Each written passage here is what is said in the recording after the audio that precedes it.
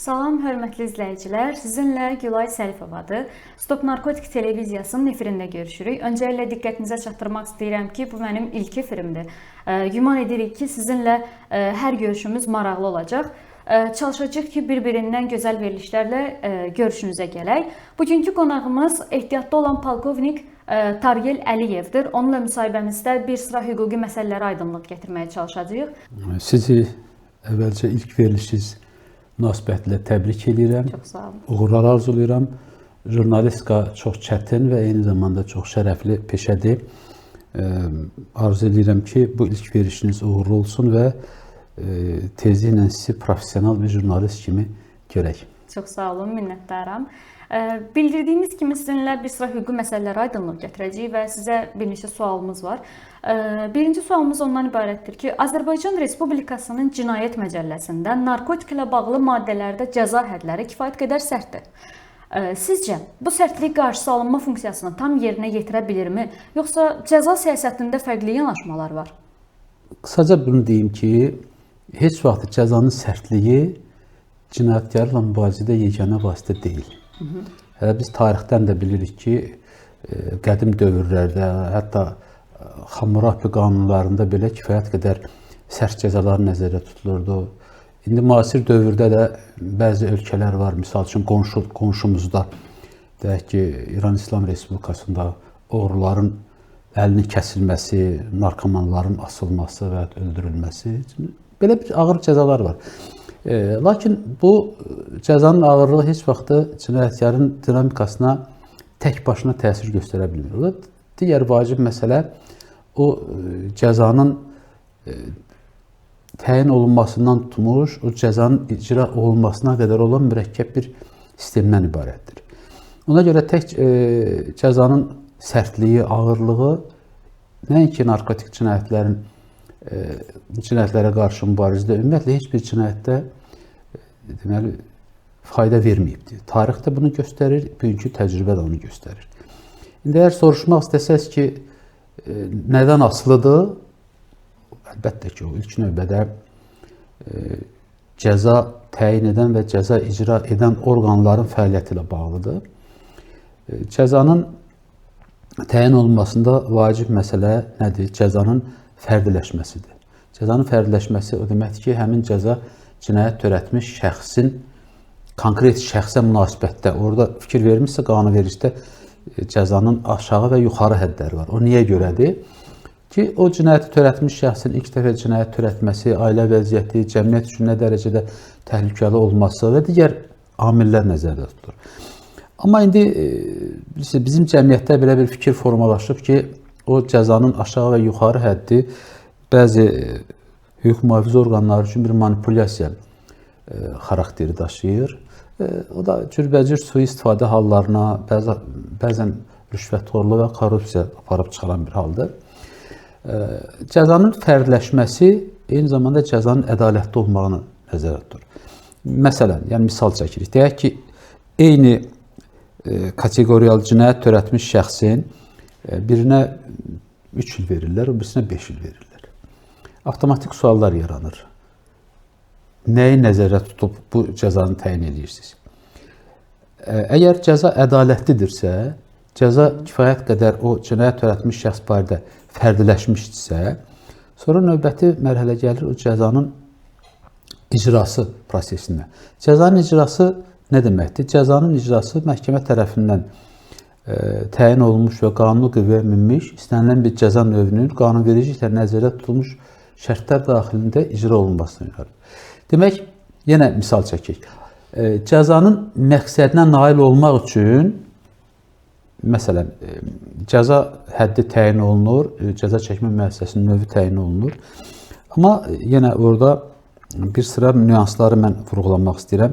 Cəza çəkmə müəssisəsində cəzaların çəkilməsi prosesi nə dərəcədə o qarşıya qoyulmuş məqsədə nail olmağa kömək edir? Deməli, cəzanın məqsədi nədir? Həm cinayət törətmiş şəxs və digər şəxslərin cinayət törətməkdən çəkindirilməsi, cinayət törətmiş şəxsin islah olunması və s.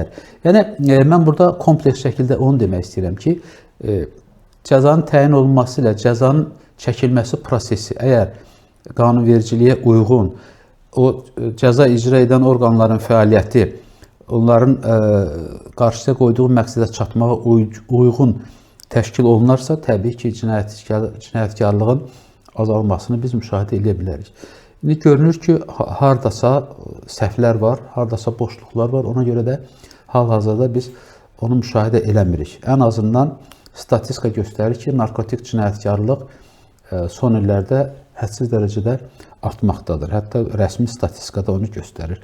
İndi mən bunu tək narkotik cinayətkarlığa aid eləmirəm. Ümumiyyətlə, cinayətkarlıqla mübarizədə vacib məqamlardan ən əsası elə deyərdim ki, həmin o məsələlərdir. Müasir dövrdə narkotik satışı daha çox sosial şəbəkələr üzərindən həyata keçirilir. Hüquqi mühafizə orqanlarının rəqəmsal sübut toplama imkanları qanunvericilikdə nə dərəcə tənzimlənib? Mən isə biraz belə danışım da. Ümumiyyətlə, Azərbaycan Respublikasının qanunvericiliyi kifayət qədər mükəmməldir.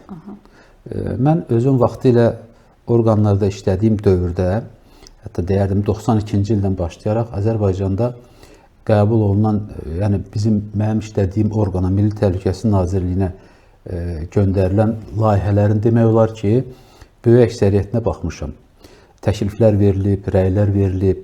O cümlədən hazırda qüvvədə olan və 2000-ci ilin sentyabrın 1-dən qəbul olunub qüvvəyə minmiş Cinayət Məcəlləsinə də, xüsusən də həmin o narkotiklərin qanunsuz dövriyyəsi ilə bağlı olan maddələrə də təkliflər olunub və təkliflər çox sevindirici haldır ki, böyük əksəriyyəti qəbul olunub, çünki əsaslandırılmış məntiqi təkliflər verilirdi.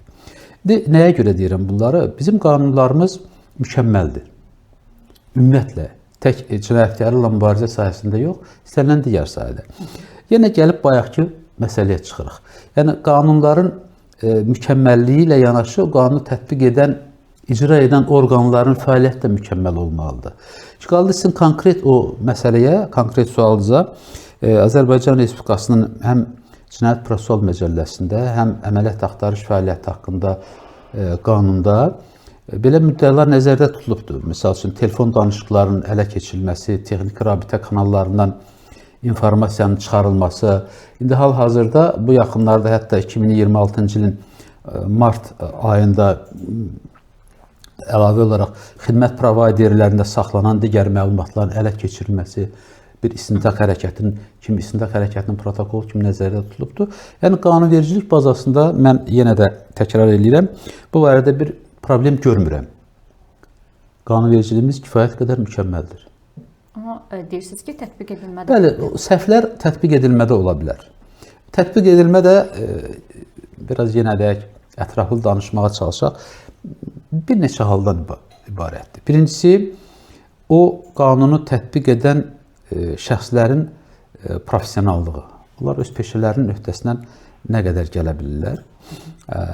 Sonra onların texniki imkanları. Texniki imkanlar əlbəttə o hüquq mühafizə orqanının texniki təchizatı ilə bağlıdır. Buna da yenə şübhəniz olmasın ki, bizim hüquq mühafizə orqanları ən yüksək texnologiya ilə təmin olunmuşdur. Deməli, şəxsin professionallığı, texniki vasitələ üçüncü ən vacib məsələ onun istəyi. İstəyi. Nə dərəcədə bu işlərlə məşğul olmağa həvəslidirlər. Yəni, söhbət hansı həvəsdən gedir? Söhbət xidməti vəzifələrinin layiqincə yerinə yetirilməsindən gedir. Ona görə bu sahədə mən bir problem görmürəm. Cinayət törətmiş narkotik istifadəçilərinə təyin olunan məcburi müayinə tədbirləri var. Yəni, bu nə dərəcədə effektivdir? Hüquqi baxımdan bu şəxslərə cinayətkar adlanır, yoxsa xəstə? Biz cinayət qanunvericiliyində ümumiyyətlə bir dənə institut var, ayrıca bir institut. Buna tibbi xarakterli məcburi tədbirlər deyirlər. Tibbi xarakterli məcburi tədbirlər həm alkoqolizmdən əziyyət çəkənlərə, həm narkomaniyadan əziyyət çəkənlərə, sonra cinayəti anlaqsız vəziyyətdə törətmiş şəxslərə tətbiq olunur. Bu nə deməkdir? Məhkəmə həmin şəxsin narkomaniyadan müalicəsi üçün onun barəsində tibbi xarakterli məcburi tədbir tətbiq olunması barədə qərar çıxardır və bu göndərilir müvafiq strukturlara, hardakı bu cəza icra olunacaq. Yəni, amma narkomaniya ilə bağlı bizim bildiyimiz, gördüyümüz və eşitdiyimiz məsələlər ki var, narkomaniyanın müalicəsi ilə bağlı, hətta bir atalar sözü kimi də yaranıbdır, keçmiş narkoman olmur, onlar nə vaxtsa, hətta cəzasını çəkəndən sonra və yaxud məcburi tədbirlər, məcburi müalicədən sonra da yenə o narkomanlığa geri qayıtmaq məsələsi var. Burada bilirsiniz, şəxsin fərdi xüsusiyyətləri ilə nəzərə alınmalıdır. Son dövrlər narkomanlığın müalicəsi ilə bağlı Azərbaycanda geniş yayılmış bir fəaliyyət var, reabilitasiya mərkəzləri. Təbii ki, onlarla da müəyyən bir maraqlanmışıq. Mənə elə gəlir ki, mütləq istər cəza çəkmiş şəxslərin, istər tibbi xarakterli məcburi müalicə almış şəxslərin təzədən reabilitasiya mərkəzlərində tam müalicəsi məqsədə uyğundur. Mən keçən dəfə bir söhbətimizdə yenə qeyd elədim. Mənə elə gəlir ki, Azərbaycan parlamenti reabilitasiya mərkəzlərinin fəaliyyəti ilə bağlı ayrıca bir qanun qəbul eləməlidir. Bu reabilitasiya mərkəzlərinin həm maliyyə, həm təchizat məsələləri, reabilitasiya mərkəzinə müalicə olan şəxslərin, onların hüquqi statusu ilə bağlı məsələlər əks olunmalıdır və təcrübədən çıxış edib belə bir daha təklif edirəm ki, o şəxslərin hamısı reabilitasiya mərkəzlərindən müalicə olsun. Tam, deməli, bu bəladan uzaq olmaq üçün. O ki, qaldı xəstə və yaxud cinayətkar, bəli, cinayət törətmiş hər bir şəxs məhkəmənin qanuni qüvvəyə minmiş hökmü ilə əgər təqsirli bilinirsə, ona biz cinayətkar deyirik. Xəstə daha çox tibbi və sosial bir anlayışdır. Təbii ki, narkomanlar həm xəstə ola bilər, həm cinayətkar ola bilər. Onun narkomanlar da, belə deyək, narkotik istifadəçisi xəstə ola bilər, məcburi tədbirlər tətbiq oluna bilər. Amma narkotik cinayətlərin dövriyyəsi təkcə onun istifadəsindən bağlı deyil də, həm də onun dövriyyəsindən bağlıdır. Orada əkilmə, kultivasiya, saxlama, daşıma, satma və s. və s. bu ayrı-ayrı əməllərdir. Yəni, onu törədən şəxslər özləri narkotik istifadəçisi ola da bilərlər, olmaya da bilərlər. Əgər onlar narkotik istifadəçisi deyilsə, buna bir alver, biznes, bir qazanc yolu kimi baxırlarsa, onlar barədə biz xəstə ifadəsini heç vaxt işlədə bilmərik. Onlar konkret cinayətkardır. Xəstə ancaq istifadəçi ola bilər, narkotik asıllığına düçar olmuş şəxslərə biz xəstə deyə bilərik. Əgər narkomaniya ilə mübarizədə qanunun gücü və cəzanın ağırlığı yeganə həll yolu olsaydı, bugün bu problem çoxdan bitmiş olmalı idi. Sizcə, hüquq sistemi harda aciz qalır ki, biz hələ də artan statistikanı müzakirə edirik? Bilirsiniz, bayaqki sualın cavabında məsələyə prinsipcə biz toxunduq. Hüquq sistemi mükəmməldir, qanunvericilik mükəmməldir. Gəlib çıxırıq o qanunu icra edən orqanlara və şəxslərə. İndi yenə deyirəm, konkret fakt deməyə bəlkə də ehtiyac yoxdur. Bizim bir atalar sözü var, deyir ki, od olmayan yerdən tüstü çıxmaz. Yəni, bütün bunların hamısını cəmiyyət görür. Yenə bir atalar sözünü çəkək, deyir ki, cidanı çuvalda gizlətmək olmaz. Bu görünən şeydir. Hətta belə deyərdim ki, Cinayət Prosessual Məcəlləsində bir müddəa var ki, ümumi məlum olan faktların sübut etməyə ehtiyacı yoxdur. Ümumi məlum olan faktlardır. Amma niyə bunlar bu qədər açıq şəkildə, necə deyərlər, qorxusuz, hürküsüz aparılır bu işlər? O da ayrıca bir sualın mövzusudur. Yəni, cinayətkarlığın qarşısını almaq üçün yenə qayıdırıq həmin o məsələyə. Necə deyərlər, Misir qılınc Koroğlunun əlində olanda Misir qılıncdır da, Keçəl Həmzənin əlində olanda o adi bir dəmir parçasıdır hətta. Bəs Azərbaycanın coğrafi mövqeyi narkotik tranziti baxımından riskli zonadır. Beynəlxalq hüquqi əməkdaşlıq prosesləri narkotik şəbəkələrinin kökünün kəsilməsində nə dərəcədə çevik işləyir? Azərbaycan tranzit ölkə demək olar, bəli. Çünki ətraf qonşularımız var. Ümumiyyətlə, biz qonşulardan bəxtimiz gətirməyibdir. Ən azından 3 qonşumuzla, indi birindən sülh müqaviləsi bağlamaq ərəfəsindəyik. Bilirsiniz, 30 il bizim torpaqlarımız işğal altında oldu. İndi o sülh müqaviləsi də xoşuna bağlanmır da, buna sülhə məcbur eləmək deyirlər. Dəmir yumruq onları sülh masasına oturmağa məcbur elədi. Digər qonşularımız da o qədər ürək açan mövqedə deyirlər. Xüsusən də cənub qonşumuz bu narkotik vasitələri Azərbaycana ən çox gələn yerdir. Və bu da ümumiyyətlə bizim cəmiyyətimiz üçün çox təhlükəli və hətta dərin fəlakətli bir halın gəlib çıxmasına səbəb ola bilər.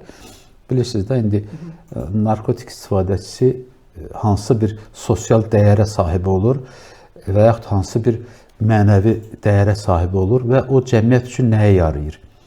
Cavan-cavan oğlanlar, indi hal-hazırda hətta deyərik cavan-cavan qızlar gedib məşğullar, sabah bunun hərbi xidmətə getməyi var, oxumağı var, işləməyi var. Yəni, mən bilirəm ki, bu məqsəd yönlü bir fəaliyyətdir. Azərbaycan cəmiyyətini tam degradasiya eləməyə yönəlmiş bir fəaliyyətdir. Sözsüz ki, bunu bizim hüquq mühafizə orqanları da bilirlər və kifayət qədər mübarizə aparırlar. Deyim ki, aparmırlar, aparırlar. O, bayaq dediyim məsələlər artıq sonraki mərhələdir. Amma mübarizə aparılır.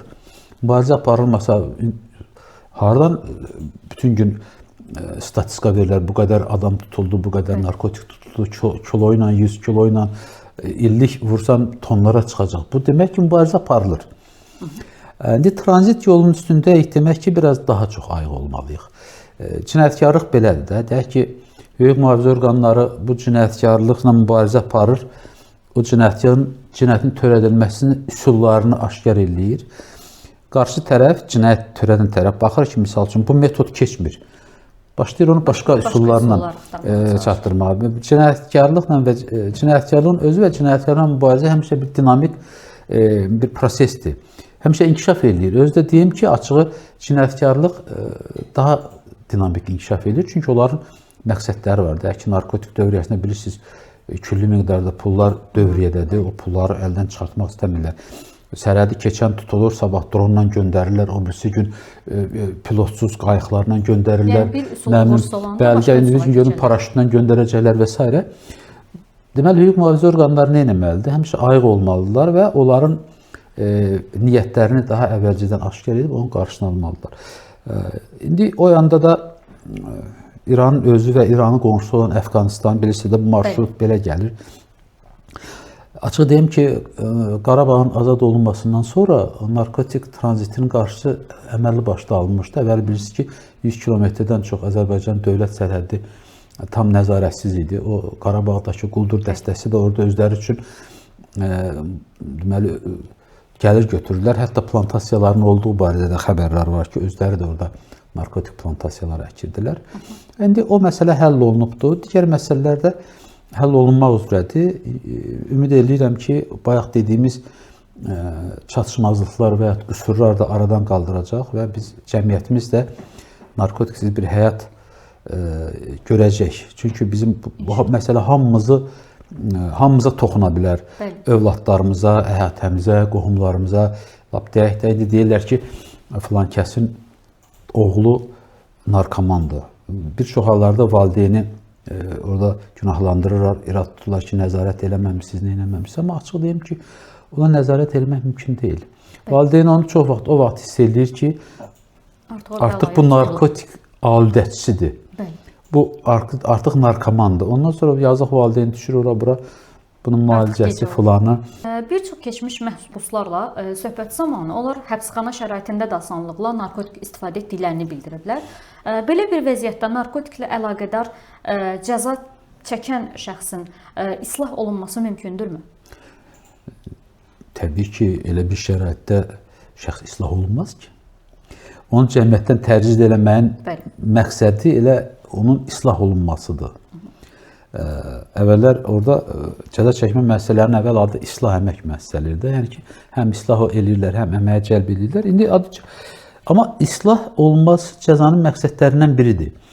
Əgər mən bu adamın narkotik istifadəçi olduğuna görə cəza çəkmə müəssisəsinə göndərmişəmsə, o da onu rahat şəkildə oradan əldə edirsə, istifadə edirsə, burada islah olmaqdan söhbət gedə bilməz. Yəni gəlir, çıxır orada bir insan faktoruna gəlir, çıxır. Mən demək dünən ya sırağa gün mənim də qarşıma bir sosial şəbəkələrdə bir məlumat çıxmışdı. İndi adını çəkmək istəmirəm. Hansısa nömrəli istintaq təcridxanasında, hətta cəza çəkmə müəssisəsində, istintaq təcridxanasında ki, bəs orada oranın rəhbəri ayrıca bir otaq ayırıb, orada deməli narkotik vasitələr və digər qadağan olunmuş əşyalar, nə bilim predmetlər onun satılır, 50 manatdır, odur, budur və s. Söz nəyə gətirirəm? Mən demirəm ki, o düzdür. Orada yazılan məlumatı mən təsdiq edə bilmərəm, amma inkar da edə bilmərəm. Demək ki, bu şeylər var. Gedir, hara çıxır? Axı, hər bir cəza çəkmə müəssisəsinə bir nəzarət edən orqan var, ondan yuxarı orqan var. Demək ki, orada boşluqlar var. Bu boşluq nədən ibarət ola bilər? Bu ambisiyalı adamların, ondan sonra biraz o var dövlətə, sərvətə meyilli olan adamların, ondan sonra biraz nə bilim deyərlər, müxtəlif tip adamların bəzində ifadələr işlətmək istəmirəm. Yəni vəzifəyə təyin olunmasında olan boşluqlardır. İndi araşdırırıq, yenə deyirəm, bir çox hallarda görürsünüz ki, kifayət qədər savadı, təcrübəsi, kifayət qədər vətənə sədaqəti olan adamlar var. Amma bəlli bir bağları olmadığına görə onlar vəzifədən də ayrılırlar. Yəni hətta ən xırda bir qüsura görə və hətta heç bir qüsur olmadan da. Bir də görürsünüz ki, haqqında 1000 dənə söz danışılan adam filan kəsin Həsən ağanın qohumudur deyən, ona söz də deyən yoxdur. Vəzifəsini də çıxardan yoxdur. Hətta buradan çıxardılarsa 2 aydan sonra biraz ara sakitləşəndən sonra başqa bir yer təyin olur. Bunlar hamısı ciddi məsələlərdir. Bəli, kadr siyasətində bu məsələlərə yol verilməsini mən düzgün hesab eləmirəm. Ola bilsin kimsə kimin qohumudur. Azərbaycan balaca dövlətdir. Hara araşdırsaq, yenə kimsə kimin qohumu ola bilər, amma onu xidmətdə, vəzifədə irəli çəkmək üçün, müxtəlif vəzifələr təyinat üçün istifadə olunması təbii ki, xoşa gələn hal deyil. Bunlar kompleks məsələlərdir. Ümid edirik ki, hamısı düzələcək və yaxşı olacaq. Aha, çox sağ olun. Tariyel müəllimlə söhbətimiz bu qədər idi. Ümid edirik ki, sizə yararlı məlumatlar verdik. Sağ olun, salamat qalın. Təşəkkür edirəm. Zəhməti, əziyyət keçən hər şey.